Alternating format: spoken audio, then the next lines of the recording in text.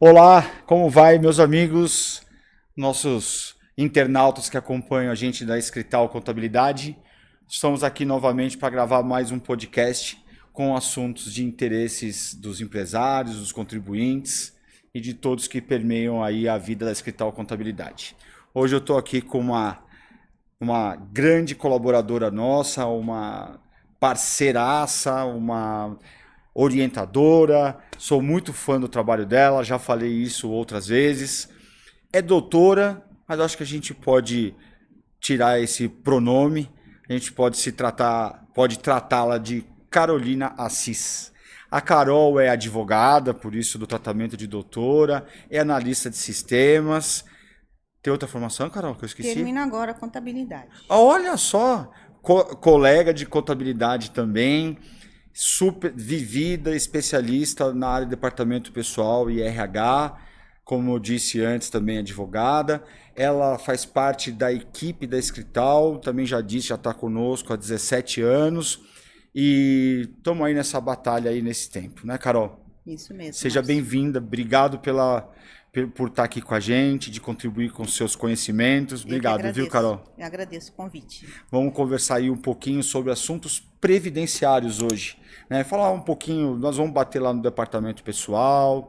A Carol é uma profissional que no dia a dia de trabalho dela, isso acontece comigo também, é impossível a gente dissociar o advogado do contador, o advogado, a advogada da profissional de departamento pessoal.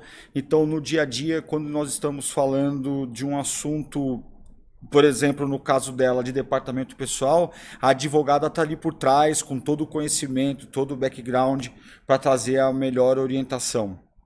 E, Carol, queria começar falando com você o seguinte. Esses dias, lá no escritório, a gente fazia isso de uma forma mais restrita, não tão aberta, mas a gente instituiu um novo produto lá no escritório, uma nova área lá no escritório que a gente chama de apoio previdenciário. Sim. Conta um pouquinho para os nossos amigos o que é apoio previdenciário. Eu sei que tem uma amplitude gigante apoio previdenciário, mas conta um pouquinho como que a Escrital, como a Carol, como a doutora Carol pode nos ajudar, né? Porque nós também utilizamos aí dos conhecimentos da Carol para o nosso dia a dia pessoal. Como é que a gente pode ajudar o contribuinte, Carol? O que é apoio previdenciário? Ah, bacana. Bom, Márcio, obrigada pelo convite novamente, tá? Um prazer aqui participar aqui do podcast aqui da Escrital. Em relação a esse apoio previdenciário, e quando a gente pensa no universo previdência social, é importante a gente avaliar que ela não envolve somente os benefícios previdenciários, mas também o custeio da previdência social, que decorre também das empresas. Então, esse assunto é essencial, tanto para os empresários, quanto para os segurados, Certo. que vão no futuro ou no momento de doença pedir ao governo, a essa instituição, que é a Previdência Social, algum benefício. Seja um auxílio-doença, acidentário, salário maternidade e as aposentadorias, né, que hoje está muito latente na questão da legislação o tema direito previdenciário. A impressão que pode ficar para os menos atentos que apoio previdenciário é só pedir aposentadoria. Não, E para os menos atentos ainda, pode ficar assim, mas hoje eu entro lá no meu INSS, tá tudo lá. É só eu pedir a minha aposentadoria. Então, dentro desse apoio previdenciário, quais casos que vai travar ali no meu INSS, sim, que a sua expertise vai ajudar com o contribuinte a se aposentar mais rápido e melhor? Perfeito. O que acontece? O serviço do meu INSS, os serviços propostos pela Previdência Social, eles ditam a ideia, eles passam a ideia de que ele pode ser feito por qualquer usuário, por qualquer segurado. Só que na prática isso efetivamente não acontece por conta, principalmente, da documentação exigida pelo INSS e que muitas vezes o segurado desconhece da obrigatoriedade de apresentá-las, tá?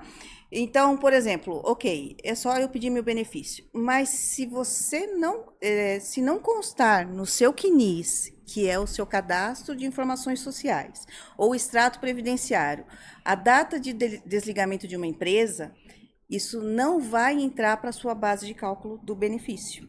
Então, você precisa garantir que todos os salários de contribuição e todos os períodos trabalhados constem no CNIS. Tá. Se não tiver lá, existe uma maneira de você colocar lá esse tempo. Carol, vamos supor, eu entrei na Justiça do Trabalho para reconhecimento de um vínculo trabalhista. Eventualmente, hipoteticamente, trabalhei num lugar onde eu não tinha registro e fui lá, entrei com a demanda trabalhista e ganhei 20 anos de trabalho sem reconhecimento do vínculo trabalhista.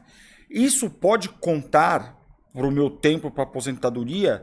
É fácil? É difícil? Como que isso se dá? Porque nós do Escritório de Contabilidade, a gente sabe que existe uma série de informações tipo GFIP, que é isso que vai levar para os cadastros da Previdência as informações de quanto que eu contribuí, de Prolabore, de INSS, para poder contar o tempo. A gente conhece o mecanismo por trás. Só que o mecanismo por trás de uma ação trabalhista não está intimamente ligado com as informações que vão para o CNIS, que você acabou de citar. Então, num caso trabalhista pontual, como é que o cara faz para levar esse tempo reconhecido na Justiça do Trabalho para o seu CNIS e alcançar o seu benefício? Sim. Respondendo a sua pergunta, o tempo sim é um direito seu, uma vez que foi reconhecido o vínculo. Mas não é fácil fazer essa averbação. E não é automático. Tá? O que acontece? O advogado trabalhista, muitas vezes, sem o conhecimento técnico na parte previdenciária, preocupa-se com o ganhar, levar o direito e a pessoa ter o seu direito reconhecido e receber os seus valores, mas não se preocupa com a alimentação de dados na base de informações do governo, que seria o caso do CNIS ou extrato previdenciário. Certo. E esse aspecto é muito importante, porque se ele não se preocupa com essa parte previdenciária, ele vai ter muita dificuldade, esse segurado vai ter muita dificuldade de ter esse tempo averbado na Previdência Social. Entendi. Porque a Previdência Social não reconhece o vínculo única e exclusivamente por conta de uma sentença no direito do trabalho. Ela precisa de informações e documentação da época, que nós falamos que é a documentação contemporânea, que comprove que naquele período ele trabalhou na empresa. Então, não é única e exclusivamente apresentar um processo trabalhista onde a sentença foi favorável. Você tem que trazer documentos da época que corroborem com essa situação. Entendi. E se você não apresenta esses documentos, o INSS não vai reconhecer de plano. Não vai reconhecer. Não. Tem situações, é muito comum quando tem o pedido de averbação, quando as pessoas me procuram para fazer esse pedido de averbação, o INSS pede, por exemplo, a planilha dos salários de contribuição homologada pelo juiz. Se o advogado do trabalho não faz isso no decorrer do processo trabalhista, você praticamente precisa entrar com uma nova ação declaratória, e as ações declaratórias não prescrevem, podem ocorrer a qualquer tempo. Mas você precisa entrar com uma nova ação para pedir que o juiz homologue essa planilha. E aí, normalmente, você não vai para o trabalhista, você acaba já acionando a Justiça Federal para que, no aspecto previdenciário, seja valorizado ou valorado aquelas informações que não foram reconhecidas de forma administrativa pelo INSS. Isso que a gente acabou de conversar aqui agora faz parte do apoio previdenciário? Com certeza. Ou seja, se a gente tem um ouvinte aqui agora, um internauta, que não necessariamente esteja ligado à Escrital Contabilidade, mas esteja passando pela situação que a gente acabou de mencionar, ele pode nos procurar e você vai orientar, quiçá até entrar com a demanda declaratória que você acabou de falar agora, para ter reconhecido o seu tempo de trabalho. Isso faz parte do guarda-chuva apoio previdenciário. Faz. Ainda falando do apoio previdenciário, por exemplo, eu sei a resposta porque eu utilizei isso esses dias. A pessoa pode chegar para você e falar assim, pô, Carol, posso me aposentar? Carol, vale a pena mais eu fazer assim ou fazer assado? É possível ter uma previsibilidade de quando e quanto eu vou me aposentar? É possível esse estudo? É possível e é muito importante. Porque você até pode já ter o direito formalizado ali, né? o tempo de serviço ou a idade, mas nem sempre é o melhor momento. Aham. Às vezes, por conta de 1 ou 2 meses, o seu benefício pode ter uma alteração no valor de 10, 20%, se você fizer o planejamento previdenciário que está dentro desse apoio da previdenciário que a Escrital fornece. Ah, legal. Tá? Então, por exemplo, o trabalho envolve, sim, fazer os ajustes que forem necessários, mas ele também envolve os cálculos e simulações que vão demonstrar dentro do tempo, de um lapso temporal, qual é o melhor momento, qual é o valor do benefício que você quer receber e quando que você deve acionar a Previdência Social para poder solicitar esse benefício. E fazer essas projeções. Eu gostaria de me aposentar pelo teto. Ok, então vamos projetar os valores para que você possa se aposentar pelo teto, mas em qual momento isso vai acontecer? Entendi. E com um estudo paralelo até se vale a pena, né? Vale muito a pena. Porque, como eu disse, se você simplesmente entrar com o pedido do benefício, mas você não conhecer as modalidades que existem dentro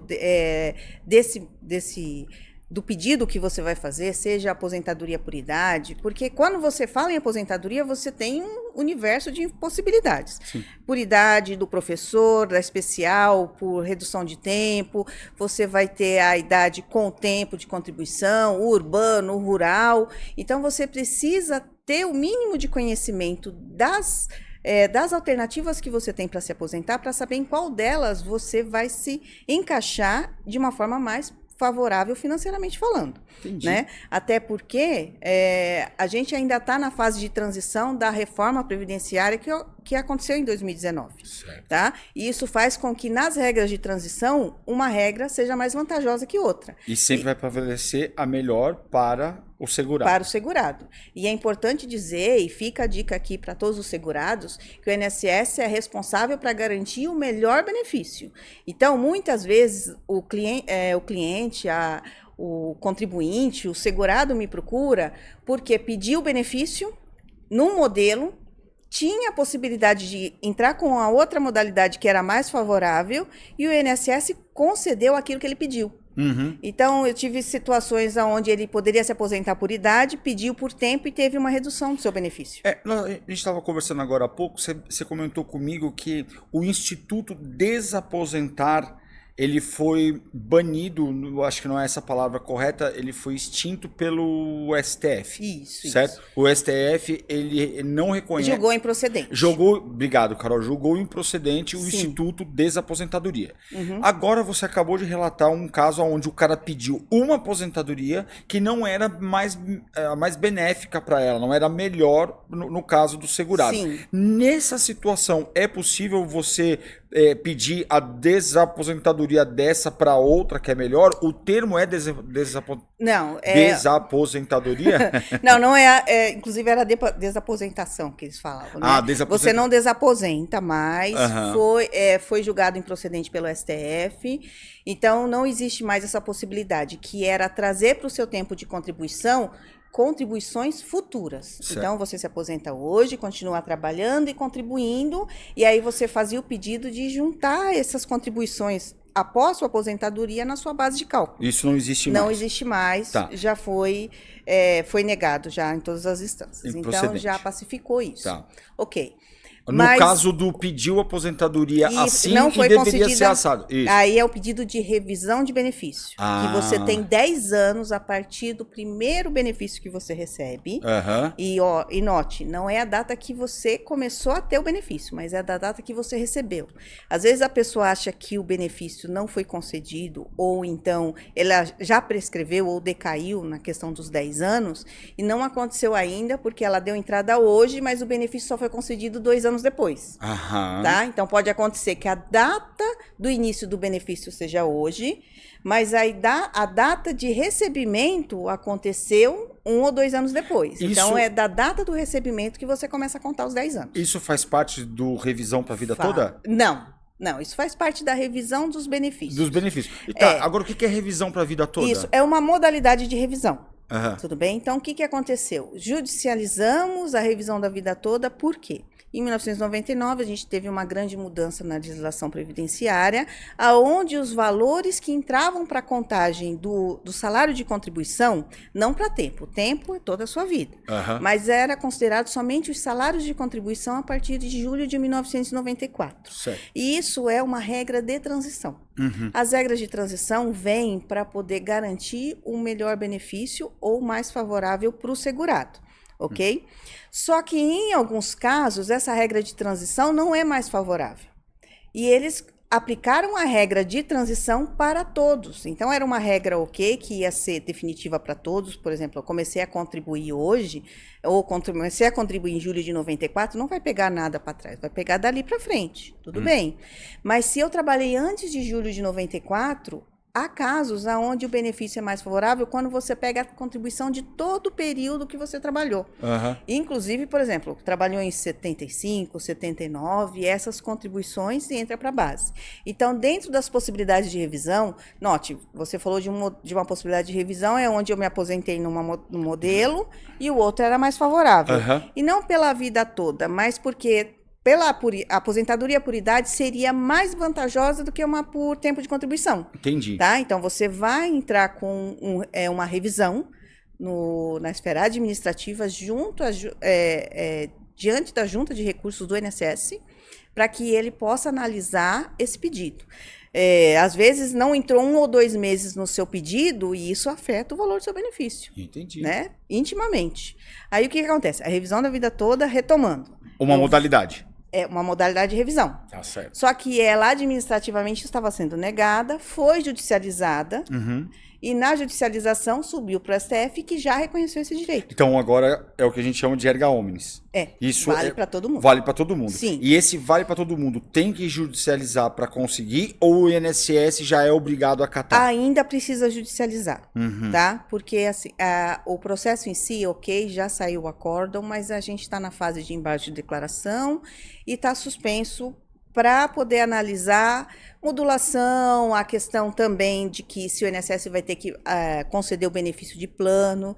Existe até dentro dos serviços do meu INSS a revisão da vida toda. Mas eles não concedem por conta da ausência de uma definição de como que será aplicada essa regra. Ou seja, não está normatizado. Ainda não. Não tem uma instrução normativa para que isso possa ocorrer de forma administrativa. E esses processos judicializados ainda estão suspensos, esperando uma determinação do STF em relação a como que isso será praticado.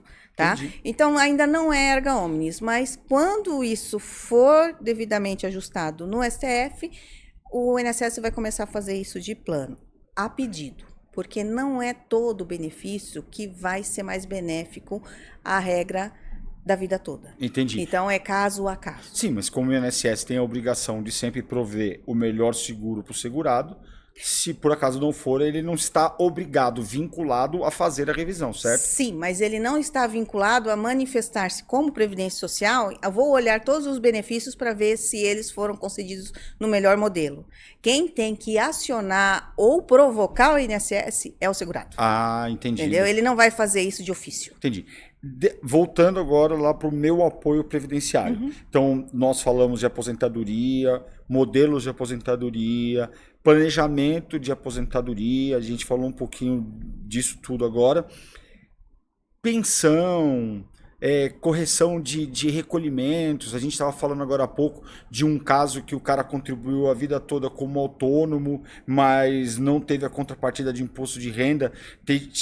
Uma estratégia que você falou era fazer a alteração do código das guias. Então, todos esses tipos de trabalho, pensão, seguro-saúde, salário maternidade, tudo isso está dentro do escopo do apoio previdenciário. Sim.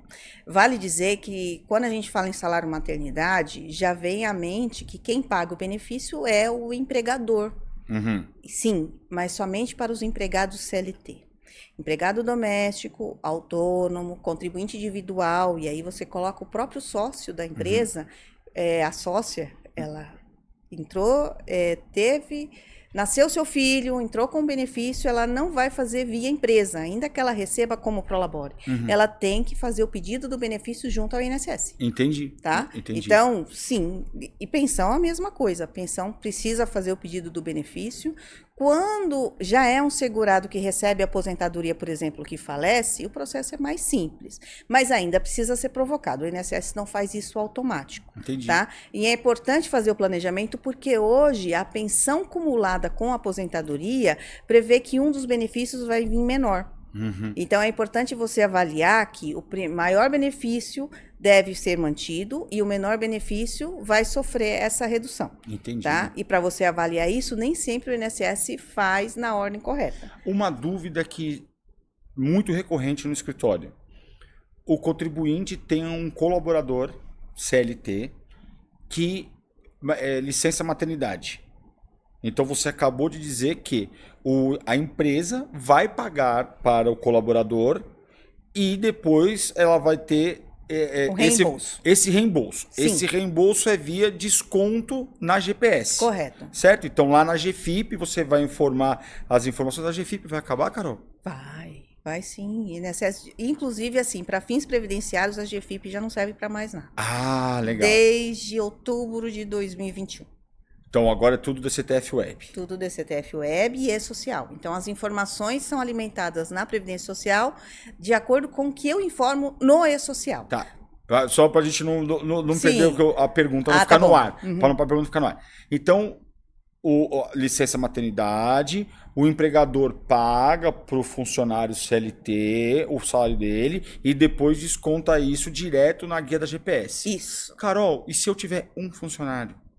E eu pagar ele, eu não vou ter uma guia GPS para descontar. Eu vou ficar credor do INSS. Vai. Como é que eu recebo esse dinheiro de volta? Como é que eu utilizo esse crédito? Tá. As competências até outubro de 2021, você consegue fazer a compensação. Tudo bem? Créditos... Compensação com guias futuras. Mas guias compensar INSS com INSS. Não posso fazer cruzado. Não. Eu tenho o crédito INSS, quero descontar do PIS e COFINS. Nesse caso, eu não posso. Não. E outra coisa. A partir de outubro de 2021, ou melhor, no 1 de novembro, você passa a ter somente a possibilidade do pedido de reembolso dos créditos que sobraram do salário maternidade não abatidos do seu INSS. E quanto tempo está demorando esse reembolso hoje? Eu não vi ainda nenhum ser homologado, tá? Ou deferido. Então, assim, o PERDCOMP, antigamente, ele já era demorado por natureza. Né? Já vi demorar 12 anos para sair um pedido de restituição. Uma vez você falou para mim assim, Carol, de um caso de um cliente que a gente pediu restituição e depois a gente falou da possibilidade de andar com mandato de segurança, porque já tinha passado o tempo razoável, que é 360 dias. Né? 180 dias. 180 dias. No federal é 180. 180. Se depois de 6 meses não aconteceu nada, você entra com mandato de segurança. Aí você disse assim para mim, não, mas você vai trocar uma fila pela outra. Então você tá nessa fila aqui da compensação, não, do reembolso. Do pedido de reembolso ou restituição. Ou restituição. Aí você tá aqui nessa fila, você não recebeu dinheiro. Passou o prazo razoável de 180 dias, você tem o direito de mandar com mandato de segurança. Aí o que a Carol disse para mim é o seguinte, você vai sair dessa fila e vai entrar nessa. Porque imagina quantos mandatos de segurança não tem lá para eles cumprirem e provavelmente não conseguem cumprir. Sim, porque aí... Se não acontece em 180 dias, você vai entrar com mandato. Então, todo mundo faz a mesma coisa. Então, você só está trocando de fila. É verdade. Tá? Eu tenho alguns... o mandato de segurança é um instituto muito bom para agilizar os processos, sim. Então, aí você tem aí, por exemplo, o próprio INSS acaba tendo que dar atenção a isso, então os processos administrativos ficam para segundo plano, infelizmente, porque aí as multas são diárias, né? Sim. Mas ainda assim, no judiciário, você tem essas ações que demoram. Ainda assim, elas demoram. Eu tenho MS, os mandados de segurança, há 8 meses e não anda, não se movimenta, esperando ou algum despacho do juiz, ou então o juiz manda um prazo e aí passa-se 2, 3 meses e ele não retomou o caso, porque são muitos, né? Carol, vamos fazer um um remember aqui agora. Agora a gente vai sair um pouquinho da esfera da previdência social para o segurado e vamos começar a falar um pouquinho mais de empresa, falar das empresas, né? Vamos fazer um histórico aqui, eu acho que você é a melhor pessoa para fazer isso. Como é que era, como que o escritório de contabilidade, em nome do cliente, fazia a comunicação com a Previdência Social? Eu acabei de falar a palavra GFIP. Sim. Mas sempre foi GFIP? A GFIP, ela acabou? Então, entendeu esse paralelo que eu quero traçar? Um histórico, como era antigamente. Então, eu sei que antigamente a parte previdenciária não conversava com a Receita Federal, apesar de estar debaixo do mesmo guarda-chuva, então as informações eram administradas pela Previdência Social. Aí depois virou a Super Receita, que ela passou a administrar também o INSS, mas a GFIP continuava não entrando na base da Receita Federal. Isso era um complicador enorme quando ia tirar certidão, INSS, baixar débitos. Então, esse paralelo de obrigações acessórias, conta pra gente aí um pouquinho da onde a gente veio e para onde a gente está indo, assim, porque existem muitas novidades, por isso que eu estou trazendo esse paralelo, pra gente falar do que está acontecendo hoje. É aqui que eu quero chegar. Década de 90, você tinha 3 institutos totalmente independentes. 4 institutos, tá? Para tratar das informações do trabalhador. Uhum. Você tinha a Receita Federal, que cuidava do rendimento. Certo. Você tinha a Previdência Social, que cuidava dos benefícios. Certo. Ok? Você tinha a Caixa Econômica, que cuidava do Fundo de Garantia, que ainda cuida. Que cuida do Fundo de Garantia. E você tinha o Ministério do Trabalho, que cuidava da fiscalização de todo mundo. Certo. No final não cuidava de nenhuma. Mas enfim, a ideia, o conceito era esse. Era esse. Ok? Você tinha esses 4 institutos. Então, por exemplo, o próprio seguro-desemprego, muita gente não sabe, mas quem paga é o INSS. Uhum. Mas ele era operacional. O seu operacional ocorria dentro do Ministério do Trabalho. Uhum. Entendeu? Então, assim, essa comunicação sempre era muito lenta, década de 90. Sim. Ok?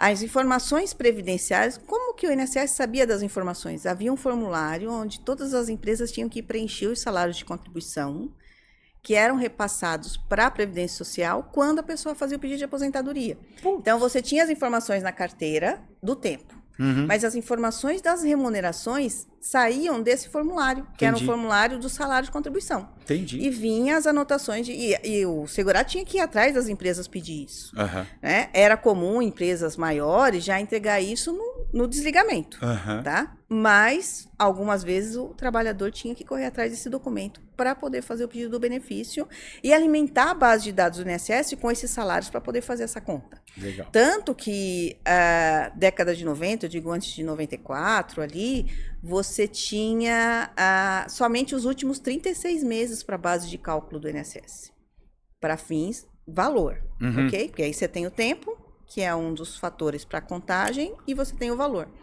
né? Hoje, a conta aritmética, considerando até a própria revisão da vida toda, você tem todo o seu período contribuído já na base de dados. Seja via microficha, por conta das informações que eles tiravam, inclusive de RAIS, ok? Porque a RAIS também fazia alimentação desses dados, era para onde eles podiam extrair. E você tem as informações a partir do final dos anos 90, acho que em 99, você tem a CEFIP. Então aí já... E vamos fazer uma outra observação. Até 91, o fundo de garantia era depositado em qualquer banco. Ô, louco, não era qualquer banco. Olha, essa eu não sabia. Se você pega a carteira, você tem na carteira a informação do FGTS, que também já caiu em desuso. A própria carteira de trabalho física caiu em desuso, né? Mas você tinha ali a informação de qual banco e endereço do banco era depositado o seu fundo de garantia. O trabalhador que elegeu o banco do... Não, a empresa, o empregador. O empregador. O empregador. Então você contou de 90, agora você já ia evoluir agora para 99 da chegada da CEFIP. Isso. Aí com a CEFIP o que você tem? As informações não só fundiárias, mas as informações previdenciárias também. Então a gente passou a declarar. E aí a gente tinha o disquete, tinha a relação que ia junto com o disquete, ia na caixa para poder carimbar o documento. Não tinha internet. Hoje é tudo online. Hoje é tudo pagamento online. Você não sai mais do escritório. É verdade. Né? Eu peguei muita fila na caixa para entregar a CEFIP. Não vou entregar, mas não vou entregar a minha idade, combinado? Aí o que acontece? Você trazia essas informações, primeiro declaradas por escrito, cada funcionário vinha a informação, que era base de fundo, que era base de INSS, e aí você alimentava 2 bancos de dados, tanto a Caixa Econômica quanto a base de dados da Previdência Social. Eu acho que em 2003, a Receita Federal veio e falou assim, ó, essa parte de custeio de benefícios não é mais do INSS. Agora passa a ser da Receita. Aí que virou a super receita. Isso, aí a Receita assume o custeio, o pagamento desses valores e a Previdência Social fica única e exclusivamente com a concessão dos benefícios. Tudo bem? Então, Parte administrativa. Parte administrativa. Quem fica com dinheiro é a Receita. Tá certo. A Receita é o primo rico na história, né? Então, você tem essa novidade, aonde a Receita assume esses valores, mas as informações continuam sendo alimentadas via CEFIP. Certo. Ok? Com essa mudança, você tem agora as informações sendo automaticamente informadas via documento que é pago na Caixa Econômica. E aí é uma coisa que acontece muito, principalmente em construção civil. É importante falar sobre isso. A construção civil previa a emissão de 2 GFIPs, 150 ou a 155 e a 115. Então, quando você não fazia a declaração da forma correta, porque você não uma sobrepõe a outra. Então, e essa informação também tem muito escritório de contabilidade que faz errado. Porque sobrepõe a outra, então, se eu tenho uma 115 e crio uma nova 115, que é código de recolhimento, não vou entrar no aspecto técnico, mas quando você manda uma guia referente à mesma competência, mesmos funcionários, mesmo CNPJ e mesmo código 115, se você mandar uma nova, ela sobrepõe a primeira. Ou seja, ela paga a primeira e considera a última. Isso. Aí o que acontece? A empresa não paga o fundo de garantia, vou pagar só do José. Aí a empresa ia lá e fazia uma guia só para o José. As informações dos outros 2.000 funcionários eram apagadas da base da Previdência. Meu Deus. São, inclusive. Até 2021. Então, assim, é uma coisa recente. E aí acontece muito na construção civil porque você tem as pessoas alocadas nos seus clientes e aí, por não saber aonde colocar o sócio, mantinha ele numa guia e depois pagava nos outros. Então, ou o sócio ou os empregados sumiam da base do INSS. Somem, tá? Então, eu tenho casos onde eu vou ver o sócio da empresa de construção civil que ou tem um mês ou outro ali na base de dados, porque as informações foram sobrepostas e a dele apagada, ou você vai ter os empregados sem a informação na base. E aí, novamente, entra na questão do apoio previdenciário, porque você precisa pedir no INSS a averbação dessas contribuições. Entendi. E para fazer essa averbação vai ter que retificar a GFIP? Sim e não. O que acontece? Quando você faz esse pedido de averbação junto ao INSS, a GFIP é um documento necessário, sim, mas não é essencial. Eles podem usar de outros mecanismos para poder fazer a alimentação desse banco de dados. Entendi. Tá? É importante que a CEFIP você vai ter que apresentar, sim, até outubro de 2021. A partir dessa data é tudo social. Mas você vai ter que alimentar essa base de dados quando vem a pedido do INSS ou da Receita. Entendi. Tá? E por que tem que ser feita essa alimentação assim?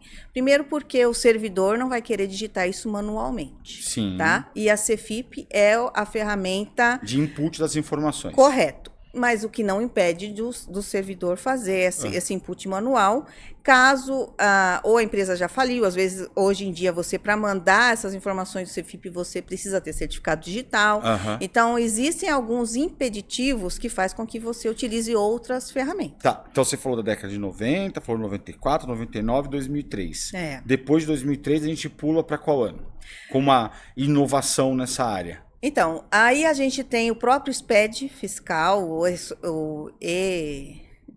não, como é que ele fala? SPED, é o SPED. O SPED é tudo digital. O guarda-chuva do SPED começa com nota fiscal eletrônica, ECDs, ECFs, EFDs, e vai uma série de ES. E eu coloco o E-Social debaixo também do projeto SPED. Mas aí foi em 2018, né? Quando é 2018, você tem o início dessas informações via E-Social. que foram bem difíceis. Toda mudança, né? Quando a gente mudou da guia do fundo, que era uma guia papel, para o disquete foi difícil. Quando foi para o Conectividade Social foi difícil. E o E-Social também, ele causou grandes dificuldades, mas também exigiu que o profissional do departamento pessoal tivesse o conhecimento necessário, não só das informações, como elas chegam lá, mas de quando e por quê. Você precisa entender a origem. Você deixou de ser aquela pessoa que só opera o sistema e não sabe o que acontece lá dentro. Você é obrigada a entender qual a finalidade de cada uma daquelas obrigações acessórias. Ficou mais complexo. Ficou mais complexo. Eu posso traçar um paralelo da nota fiscal papel para nota fiscal eletrônica. Pode, com certeza. Tecnicamente não mudou nada, porque a legislação é a mesma para emitir a nota de papel e para emitir a nota fiscal eletrônica, só que como o fisco brasileiro bem o faz, ele sistematizou uma porção de regras em meio eletrônico. Sim. Então, você tinha muita sabedoria para fazer uma nota fiscal de papel. Mas como nada estava atrelado a nada, você ia lá e fazia, entre aspas, de qualquer jeito. Na nota fiscal eletrônica, ficou muito mais difícil de você... Eu não queria falar a palavra burlar, mas ficou mais difícil de você errar. Sim. Porque o sistema trava sozinho. Trava sozinho. E isso foi o que aconteceu no evento E-Social. Sim, também. Por exemplo, fazer uma férias retroativa, uma admissão retroativa, começou a ficar tudo mais difícil porque o sistema estava ali para bloquear. Sim. Carol, eu sei que a gente está fazendo uma linha histórica aqui que é gostoso, mas me ocorreu uma coisa agora. Eu já vi muito cliente insatisfeito, e às vezes nem é cliente da Escrital, o cara chega lá para fazer um trabalho e fala assim, eu preciso recolher os últimos 20 GFIPs da minha empresa, porque o meu contador não mandou, porque eu não paguei, porque não sei o que lá. Se eu quero fazer, por exemplo, a retificação de um imposto de renda pessoa física, eu pego o certificado digital, entro lá no ECAC do contribuinte, as últimas 5 declarações de imposto de renda tá lá, eu baixo a última que ele mandou, retifico e entrego. GFIP, eu tenho um local lá na internet, no ECAC, que eu consigo recuperar as GFIPs? Infelizmente, não. Então, conta para o contribuinte, para os nossos clientes e para os amigos, o parto que é fazer uma recálculo de GFIP. E, em especial, quando ele não tem a GFIP. Eu vou te atrapalhar um pouquinho. Sim. Tem uma cliente nossa lá do escritório que esse dia ele ficou muito brava comigo. Muito brava mesmo comigo, porque era um período que ela nem era cliente do escritório e ela porque queria acertar a vida do colaborador X. E aí eu falava para ela assim, mas eu preciso das GFIPs daquela época que a senhora não pagou para eu poder atualizar para a senhora pagar o que a senhora não pagou. E ela não tinha, e ela não entendeu. Agora conta um pouquinho isso. Como é que isso funciona? Por que a gente não tem? Eu falei a palavra parto, eu sei que é meio feio, mas é que é muito dolorido isso. Isso. Lembra que eu falei que uma informação sobrepõe a outra? Sim. Então, se você tentar arrumar esse funcionário de forma exclusiva, individual, você vai afetar os demais. Porque uma vez declarado somente ele na GFIP, você sobrepõe as informações anteriores e aí perde a base de dados da Previdência Social de todos os demais. Tá. Então, toda vez que você faz uma GFIP e você não mantém o backup, porque assim, a Receita, a Caixa não vai fornecer para você o backup do arquivo que você enviou naquele momento. Ó, cliente, contribuinte, presta atenção no que a Carol falou. A Receita Federal, a Caixa Econômica, ele não vai te disponibilizar o arquivo GFIP, CFIP, para você retificar, atualizar e pagar ou pagar individual. Não vai disponibilizar. Não. Ou você tem ou você não tem. E aí, se você não tenha o backup, porque quando você cria o arquivo CFIP, automaticamente ele cria um backup. Tá. E você salva ele e guarda. Se você tem esse backup, ótimo. Você traz ele. Recupera. Você vai fazer essa guia em 5 minutos. Tá. Se você não tem esse backup, você vai demorar de 5 a 10 dias para fazer uma guia. Por quê, Porque Carol? você vai ter que imputar os dados manualmente no programa. Gente, olha o que a Carol tá falando. Vamos supor que você cliente, amigo, não pagou por algum motivo o fundo de garantia dos seus funcionários ou de um funcionário X desde 2000 e vamos pegar um período curto, desde 2019. Um exemplo. Sim. Você não tem o backup. Não tem. Você estava no escritório, o seu escritório perdeu, não importa. Você não tem o backup que a gente está falando aqui.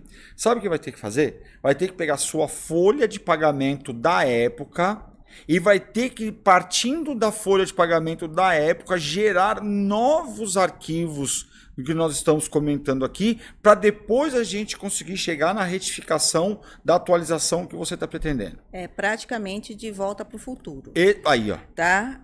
Porque você precisa trazer aquelas informações ocorridas naquele momento. Aham. Você tem admissões, você tem afastamentos, você tem demissões, você tem retorno de férias. São informações que são sensíveis à folha de pagamento e necessariamente precisam ter isso em sistema. E se não tem em sistema, o sistema não vai trazer isso em arquivo. E o arquivo no Cefip é um arquivo TXT que ele faz a leitura das informações ali. Então, você vai ter que imputar isso manualmente no programa. Então, assim, não é só o nome dele. É o nome completo, é o nome da mãe, é o CBO, é o PIS, é a carteira de trabalho, é o salário, é o 13º. Empresário, nós estamos no fim da era Cefip. Ainda bem, estamos no fim da era Cefip. Só não esquece que tudo que a gente fala de parte trabalhista e previdenciária é praticamente para sempre. Sim. Não é igual na parte tributária, que você fala assim, em 5 anos, ou vamos dar uma margem uma margem de segurança, em 6 anos caduca. Ou seja, você não precisa guardar a nota fiscal emitida ou recebida dos últimos 30 anos. Você não precisa, na parte tributária, na parte fiscal, você não precisa disso. Caduca em 6 anos, caduca a necessidade de guarda dessas coisas. Na parte trabalhista, previdenciária, não é assim. Se já ocorreu num cliente nosso muito antigo, do cara vir pedir uma ficha de registro de 1964. Sim. O nosso cliente tinha a ficha de registro de 1964, a família chorava de agradecimento. Sim. Queria pagar valor por conta daquilo, né? Então, não esquece, a gente está no fim da era Cefip, mas isso não quer dizer que você não tenha que ter o backup do restante da vida da sua empresa enquanto existir o Cefip. Você tem que ter o backup disso, porque se acontecer alguma coisa no meio do caminho, um fundo de garantia que não foi pago, ou qualquer situação dessa, para poder refazer e ajudar, precisa do backup. E vale dizer que para o segurado também é muito importante ele guardar o termo de rescisão, a guia do seguro-desemprego, a própria carteira de trabalho, tratar ela com muito carinho, porque ainda por muitos anos a gente tem a carteira digital aí valendo desde 2021, 2020, enfim, mas você ainda tem todo o seu passado já trabalhado que está na sua carteira física. Uhum. E ela continua sendo um documento essencial para poder validar as informações que constam no banco de dados do INSS. Uhum. Porque se não tiver no banco de dados do INSS, vai depender da carteira física. Entendi. E se ela for rasurada, ela perde o seu valor, porque a carteira de trabalho é prova quase plena, tá? Absoluta. Não é... Depende, mas geralmente ela é o documento principal. Entendi. Então, agora que a gente está falando do fim da era Cefip, é o que chama da folha digital? Sim, a folha digital, o FGTS digital. A FGTS digital. Isso, que tem previsão aí de entrar oficialmente a partir de janeiro. Mas a gente já está em fase de teste. Está em fase de testes, liberação de procuração, porque aí é tudo do zero. Né? E a gente também tem esse impasse com o cliente, mas eu tenho que fazer procuração de novo? Sim, porque é um novo trabalho, é uma nova ferramenta. Sim. Tá. E vai ter que cadastrar os colaboradores de novo? Não, as informações estão serão lá no tudo via social. Ah, entendi. Tá?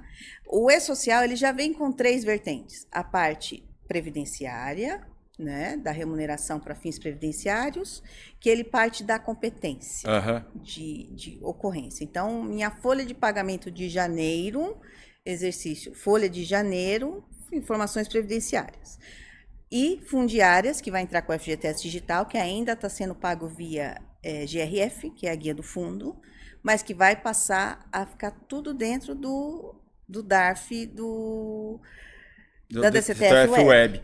Então vai vir o valor ali, que depois, no mesmo que acontece com o Simples Nacional, que você paga num dia e no outro dia a Receita Federal desmembra esse valor entre os entes, vai ser assim no futuro. Você vai pagar uma guia só e a Receita Federal vai mandar o que é fundo de garantia para a Caixa, o que é Na própria guia já vem discriminado. É Sistema S para o Sistema S, já vai vir... Vem tudo detalhado ali. Hoje já vem essas informações do Sistema S, e a parte patronal, RAT, já vem discriminado na guia da DCTF Web. Você tem agora a parte de imposto de renda entrando, sendo incluída na DCTF Web, já desde maio agora desse ano começou a vir essas informações. Em 2025 não vai ter mais DIRF. Dizem que não. Entendi. Né? Quando a gente chegar lá, eu confirmo. Né? Mas a ideia realmente é acabar com o papel. Entendi. Para que as informações acessórias e a autofiscalização seja uma realidade de todos os contribuintes. Entendi. Seja ele pessoa física ou pessoa jurídica. Mudando assim um pouquinho de assunto, ainda ficando aqui na seara empresarial. Carol, você que tem assim essa vivência do DP e mais recentemente essa vivência do judiciário, o que o empresário pode fazer no dia a dia para mitigar ações trabalhistas? O que ele pode fazer? No tempo que eu trabalhei com o departamento pessoal, e trabalho até hoje, mas já faz alguns anos, poucos, né? O que eu vejo é que boa parte das ações trabalhistas decorrem de alguma mágoa, tá? Muitas vezes você tem uma relação de trabalho com o seu empregado ou o seu funcionário, o seu trabalhador de uma forma geral, ok? Mas se ele sai magoado, a possibilidade dele entrar com uma ação é muito grande. Então, primeiro, relacionamento. Relacionamento é tudo, tá? Então, por mais que você trabalhe no preventivo, em todas as suas decisões, e você tome cuidado com o preventivo, é importante que no relacionamento isso seja muito bem construído, ok? Primeiro ponto. Sim, mas eu sem querer te cortar, já te cortando, como diria o saudoso Jô Soares. Sim. Mas quando você tem uma empresa com 1000 funcionários, fica meio difícil você manter esse relacionamento assim, muito pessoa a pessoa. O negócio fica muito mais sistemático, muito mais número, não fica? Fica. Porque aí você tem esse aspecto. A questão do relacionamento, às vezes, ela não precisa ficar chateada ou magoada com o dono da empresa. Pode ser com o líder direto. Entendi. Né? Então, você avaliar essa questão dos relacionamentos internos é importante. Mas aí entra um trabalho de RH. Isso, o RH é essencial. Porque ainda que você se preocupe no preventivo documental, o sentimental, ele é importante.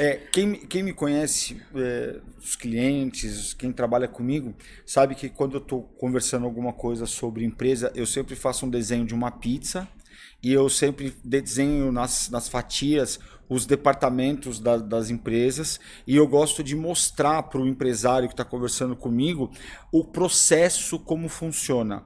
Eu estou dizendo isso porque, só como exemplo, o processo começa no financeiro e termina na contabilidade. O processo começa no faturamento e termina no fiscal. Né? O que eu estou querendo trazer aqui para os nossos amigos é o seguinte: as pessoas confundem RH com DP. Sim. RH começa no RH e termina no DP. Existe uma sinergia, sim, como tem que existir, mas são dois departamentos, dois processos totalmente distintos. Para ser muito simples, muito grosseiro aqui, então é assim, ó, o RH contrata, promete benefício, remuneração, cargo, bate lá na porta do DP e fala: contratei, prometi isso, sistematize isso na folha. Aí o responsável da folha vai falar assim: mas RH tá fora do escopo, do sindicato, do acordo coletivo, tem que ajustar para cá, tem que ajustar para cá. Então isso tem que ficar muito claro para o empresário. O processo que começa lá dentro da sua empresa é o RH que anota a falta, é o RH que anota hora extra, é o RH que faz controle de atestado médico, essas coisas, e mandam para o departamento pessoal alimentar a base de dados. Alimentar a base de dados. Então eu só quis fazer essa interferência, que é para mostrar a interação do processo. Isso. E aí você estava falando mitigar demandas trabalhistas. Isso, para mitigar as demandas trabalhistas, considerando o preventivo na parte da documentação e na parte do que você tem que produzir de dados, tanto para o governo, porque, como eu falei, a autofiscalização vai começar a acontecer e ela vai vir forte. Gente, sabe o que é autofiscalização? A autofiscalização é uma ação dos computadores, vamos falar de uma forma grosseira, da Receita Federal, que por meio de um cruzamento vai te mandar um aviso de fiscalização.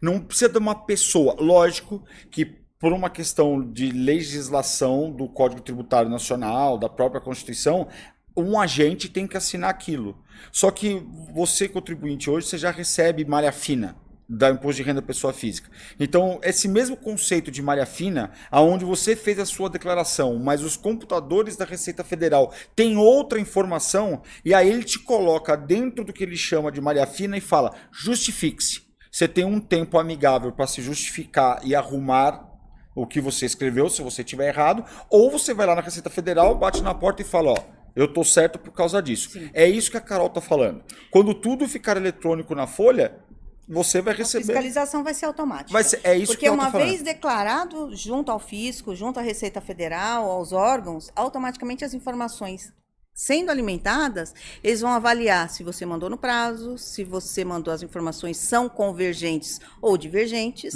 e a partir dessas informações eles vão determinar de forma automática se você está fazendo de forma regular ou não. Entendi. Então hoje você já tem, por exemplo, multas automáticas quando você não cumpre o prazo de uma obrigação acessória. Sim. Você não precisa mais, você não depende mais de um fiscal ir na sua empresa para te autuar ou detectar o atraso. A detecção é automática. É automática. Isso, então a ideia é essa. Então, por exemplo, no caso... Pode.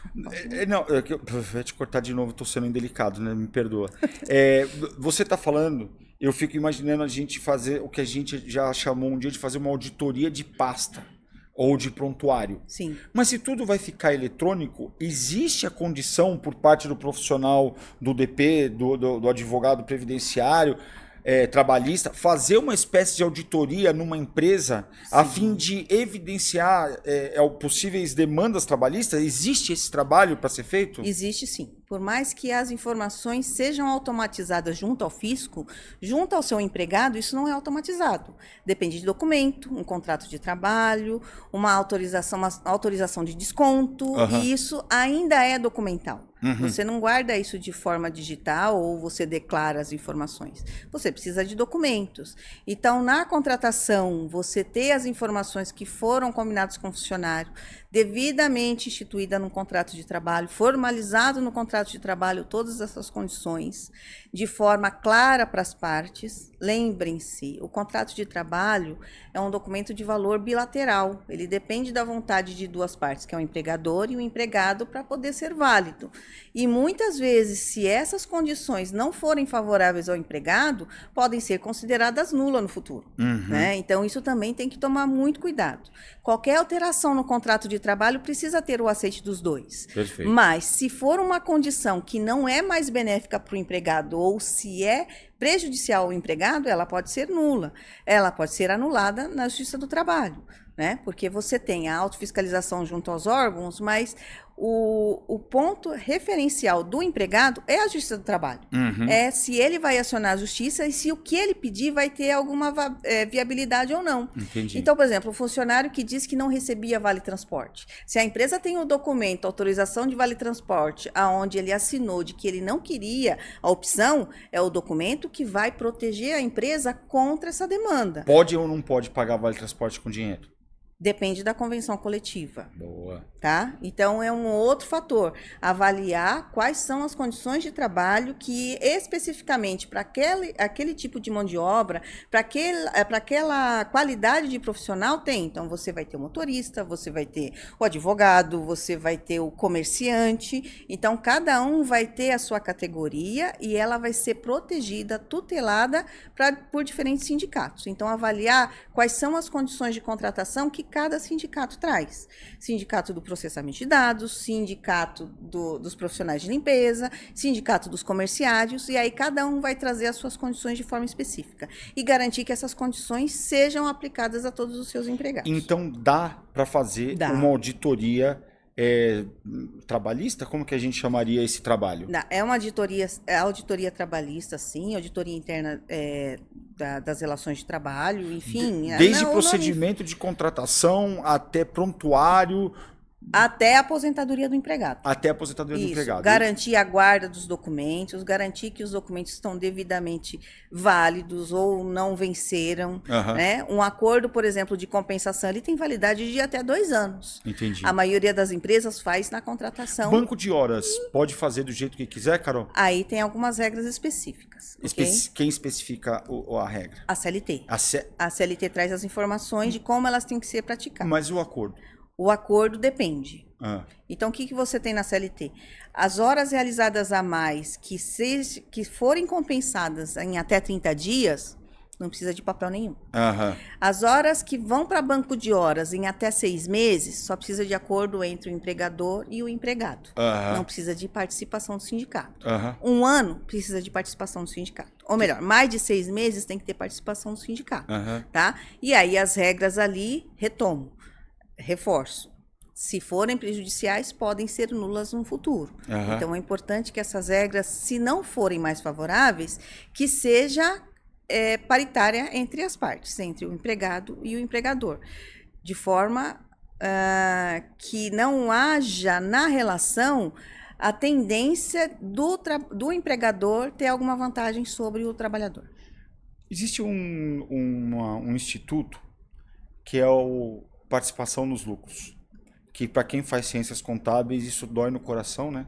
Porque lucro é inerente ao sócio, né? Não deveria ser do funcionário, nada contra o funcionário, não me entenda mal, mas para quem é contador sabe que isso é dolorido, porque o instituto de distribuir lucros, tecnicamente, só poderia ser para quem está no quadro societário, mas existe isso dentro da área trabalhista. Tem. Os sindicatos cobram distribuição de lucros, tem que fazer acordo, nós podemos ajudar o empresário a fazer isso é uma coisa recorrente, não é, Carol? Sim, é recorrente. Quando você tem, por exemplo, clientes que nos procuram e falam assim, eu não tive lucro, então eu não vou fazer distribuição de lucros entre meus empregados. Ok, o sindicato concorda com isso, só que você vai ter que comprovar que você não teve lucro. E isso exige apresentar uma série de documentos, entre elas o DRE, balanço patrimonial, DRE, todas essas informações que são sensíveis à empresa, que nem sempre ela quer ficar abrindo para o sindicato. Então, muitas vezes a empresa acaba concordando e o próprio Instituto PLR, Participação nos Lucros e Resultados, ele é discriminado e ele é feito de forma incorreta. Porque o sindicato prevê lá, pague R$200 para cada funcionário e meio que acaba virando um cala-boca, né? A verdade é essa, né? Infelizmente é o que acontece, aí paga um valor simbólico, a maioria deles, e fica por isso mesmo. Eu falo que é aberração porque não existe participação no prejuízo, até seria injusto participação no prejuízo, porque o risco é do empresário. Sim. Não, mas se o ônus é do empresário do prejuízo, o bônus do lucro também deveria ser, né? Sim. Então somente dele. Mas tudo bem. Então, no frigir dos ovos, o que acontece é que acaba sendo um cala-boca. E nem toda a convenção coletiva prevê, ou então prevê que a empresa precisa negociar com o sindicato isso de forma apartada. Tem convenções coletivas ou acordos coletivos que já prevêem a participação nos lucros, mas depende do sindicato. Entendi. Tá? Então, muitas vezes não tem previsto as regras e valores a serem pagos. Normalmente são valores mínimos, e aí vai do empregador se vai distribuir um valor maior ou não. E isso pode variar de um outro, mas acaba sendo uma forma de bonificar os empregados, e é um instituto bacana, porque você não tem a tributação que os salários e gratificações que ocorrem no mês geralmente acaba tendo, que é o Fundo de Garantia, Previdência. Existem outras rubricas que não incidem a parte previdenciária, né? Existe. Isso é um planejamento de RH mais o departamento pessoal. Você pode pagar bonificações que não vão incidir isso, né, Carol? Pode, mas você tem que tomar cuidado da natureza e a que isso está vinculado. Está vinculado a alguma... é uma gratificação porque você teve uma produção além do comum. Você precisa provar. você precisa aprovar. Uhum. A questão não é você declarar isso, ok, mas a Receita pode vir a qualquer tempo pedir a documentação que demonstre que naquela situação o funcionário teve um resultado maior que o esperado. Né? Então, o que nós estamos falando aqui é o seguinte, vamos pegar, acho que o caso mais explícito para a gente falar é de um vendedor. Então, o vendedor, ele ganha comissão. Então, a comissão integra todas as bases, não tem a menor dúvida.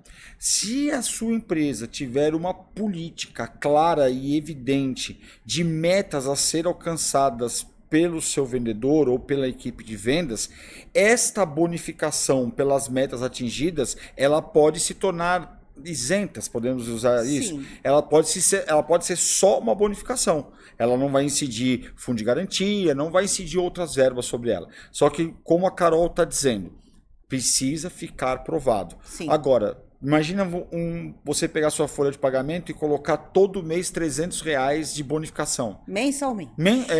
Mensalmente. Tá ali, ó. Do primeiro dia do cara até o último dia, o cara teve R$300 de bonificação. Óbvio que isso não está atrelado a uma regra de meta a ser atingida. Não. Você estava tentando burlar o instituto que a gente está se referindo aqui. Então, mais um trabalho que pode ser feito junto com o departamento pessoal, um planejamento. Se você quer pagar uma bonificação para o seu colaborador, desvinculado ao salário. Desvinculado ao salário, então isso é possível. Você precisa conhecer o instituto e a gente conhecendo o lado jurídico, que a gente falou no começo do nosso podcast, conhecendo o lado jurídico, dá a roupagem necessária para que isso não seja deturbado numa eventual justiça do trabalho. Sim. E há questões assim simples que ocorrem no dia a dia e o próprio empresário não se atenta. Por exemplo, auxílio creche. Se você não tem o comprovante daquela despesa, a Receita Federal pode reconhecer aquilo como salário indireto e tributar. Entendi. Tá? E muitas empresas fazem isso. Há previsão na convenção coletiva e, geralmente, se tem alguma que não está seguindo essa regra, eu posso me enganar. Mas, geralmente, vias de regra, há lá a previsão de que será pago o auxílio creche mediante comprovante da despesa. Entendi. Então, não é simplesmente pagar porque prevê um auxílio creche de R$200. Apresente para mim a despesa com a babá, a despesa com a escolinha, para que você tenha esse valor devidamente reconhecido como auxílio creche, sem as tributações legais previstas. Entendi. Né? Então, tem outros valores. Por exemplo, carro, quando a empresa libera um carro. A gente tem que tomar cuidado se o carro é para o trabalho ou pelo trabalho. É verdade. Tá? O pelo e o para são regras essenciais nesse aspecto. Então, assim, olha, Márcio, eu vou te contratar, o salário aqui é 10 mil, mas eu vou te pagar 5 mil como salário na carteira, tudo bem? E vou pagar o aluguel da sua casa de 5 mil. Tá? Eu estou pagando isso pelo seu trabalho, não para você trabalhar para mim. É diferente. É diferente. Se é para o trabalho, se torna uma verba sem uma reflexo. Ferramenta. Vira uma ferramenta. De se trabalho. É uma ferramenta de trabalho, não tem outros reflexos. Agora, se é pelo trabalho, passa a ter... Justamente. Márcio, vou oferto para você um salário, mais o carro, em vez de eu te pagar 5 mil, eu vou te pagar 4 e vou liberar para você um carro com direito a R$1.000 de gasolina. Tá? Então, eu estou fazendo um salário de forma indireta, utilizando outras ferramentas para que eu te remunere e, de certa forma, eu tenha uma redução na minha carga tributária. Então, quando isso é feito, tem que tomar cuidado. Os comprovantes da despesa, a finalidade daquele bem que está sendo disponibilizado para o seu empregado, para o seu trabalhador, para que isso lá no futuro não traga nenhuma repercussão. Entendi. Gente, podcast bom é aquele que a gente não vê a hora passar, né? Verdade. E já se passou aí o nosso tempo. E eu queria que você deixasse suas considerações de peito aberto, Carol, do jeito que você quiser falar para o nosso colega, nossos colegas, nossos amigos, clientes, dicas do dia a dia, o que ele pode fazer. Por favor, dá suas considerações finais para a gente, Carol. Primeiramente, agradecer ao Márcio a oportunidade de estar aqui e falar um pouco sobre esses assuntos. E deixar claro que é essencial a participação de um profissional, seja previdenciário para o segurado, seja para o empregador, para o contribuinte, pessoa física, pessoa jurídica. A própria Escrital oferece o trabalho da terceirização da folha de pagamento e ela também é importante porque ela sempre vai garantir que os profissionais estejam preparados para poder fazer esse tipo de trabalho, que exige, nos tempos atuais, um conhecimento e uma habilidade grande, não só de sistema, mas também de legislação. Então, você deixar todo esse trabalho na mão de um profissional é essencial para que o seu benefício seja o melhor e otimizado, assim como diante do fisco e de todas as exigências que a legislação e o tributário e o previdenciário traz. Então, é importante você estar sempre sustentado por um profissional qualificado e preparado. Legal. Tá? Carol, muito obrigado. Eu que agradeço. Reitero que eu sou muito fã do seu trabalho. Muito obrigado por você dispor do seu tempo para vir aqui falar com a gente. E é isso aí. Obrigado, gente. Até o próximo podcast. Valeu.